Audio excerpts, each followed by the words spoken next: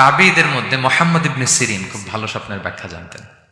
এক লোক এসে মুহাম্মদ ইবনে সিরিনকে বলল যে আমি দেখলাম আমার ছেলে পানি খেতে খেতে পেটটা এত বড় হয়ে গেছে।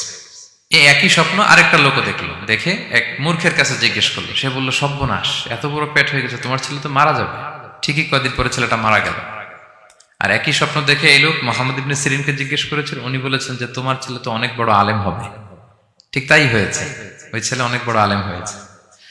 তো ফাইন্নার রুইয়া তাকাউ আলা মা তুআব্বার, স্বপ্নের ব্যাখ্যা তেমন হয় যেমন এটার ব্যাখ্যা করা হয়। রাসূল সাল্লাল্লাহু আলাইহি ওয়াসাল্লাম একবার স্বপ্নে দেখলেন যে তিনি ওনাকে দুধ দেয়া হয়েছে, বাটিতে দুধ খাচ্ছেন, পরে আঙ্গুলের ফাঁক থেকে দুধ বেরোচ্ছে। এই সামান্য একটু দুধ রাসূল সাল্লাল্লাহু আলাইহি ওয়াসাল্লাম উমরে ফারুককে দিলেন।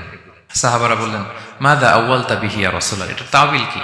তখন বললেন, আউয়ালতু বিহি আল ইলম, এটা দিয়ে আমি জ্ঞান বুঝিয়েছি, মানে উমরে ফারুকের আল্লাহ তাআলা অনেক জ্ঞান দিবে।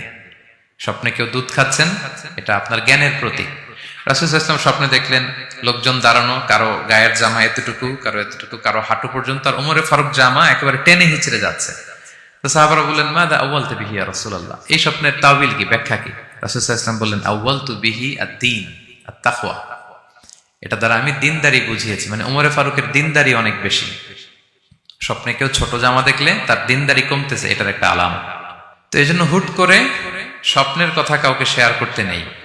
রাসূল সাল্লাল্লাহু আলাইহি ওয়াসাল্লাম ফজরের সালাতের পরে মসজিদে নববীতে সালাম ফিরিয়ে সাহাবাদের দিকে মুখ ফিরিয়ে বসতেন, তাসবিহ পড়তেন, এরপর জিজ্ঞেস করতেন, হাল রাআ আহাদুম মিনকুম আল বারিহাতা রুইয়া, গত রাতে কেউ কোনো স্বপ্ন টপ্ন দেখেছো নাকি? তো তখন সাহাবারা এই স্বপ্ন বলতেন, রাসূল সাল্লাল্লাহু আলাইহি ওয়াসাল্লাম ব্যাখ্যা করতেন। সুবহানাল্লাহ, কত সৌভাগ্যবান ছিলেন তারা। তাহলে স্বপ্ন বলা যাবে নাকি কাউকে? না। খুবই শুভাকাঙ্ক্ষী, আপনার একেবারে ক্লোজ ফ্রেন্ড, তাকে বলতে পারেন। আর অনেক বড় আলেম যিনি ভালো ব্যাখ্যা করতে পারবেন, আপনাকে গাইড করতে পারবেন, তাকে বলবেন। এছাড়া বলা যাবে না। আর খারাপ স্বপ্ন তো বলাই যাবে, আল্লাহ তাআলার কাছে পানা চাইতে হবে। তাহলে ঘুমিয়ে ঘুমিয়ে যেটা দেখি এটা কারোর কাছে বলা যাবে না।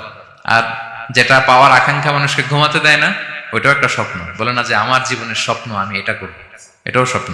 এই ভিশনও শেয়ার করা যাবে না কারোর সাথে। আপনারা তো ব্যবসায়ী মানুষ, টিপস শিখাই দেয় কিছু। বিশাল বড় একটা কিছু প্রজেক্ট নিছেন, শুরু করার আগে আপনি বলে ফেলছেন, শেষ, আর এটা হবে না। দেখবেন যে এখান থেকে কনস্পিরেসি, ওইখান থেকে শত্রুতা, ওইদিকে এটা করছে ওইটা করছে, আপনি আর আগাতেই পারবেন না। দুঃখজনক হলেও সত্য, আমরা বাংলাদেশিরা তো এগুলোতে অভ্যস্ত। সবার মধ্যে কম বেশি জেলাসি কাজ করে ন্যাচারালি, আমাদের বাংলাদেশিদের এটা আরো বেশি। আমি আমার প্রায় আলোচনাতে বলি যে আমাদের জাতীয় খেলা হাডুডু হওয়ার কারণ হচ্ছে এই খেলার ধরনটাই এমন, একজন সামনে যেতে চায়, 10 জন পা ধরে পিছনে টানতে চায়। তা আপনি আপনার ভিশন শেয়ার করলে বিপদে পড়ে যাবেন।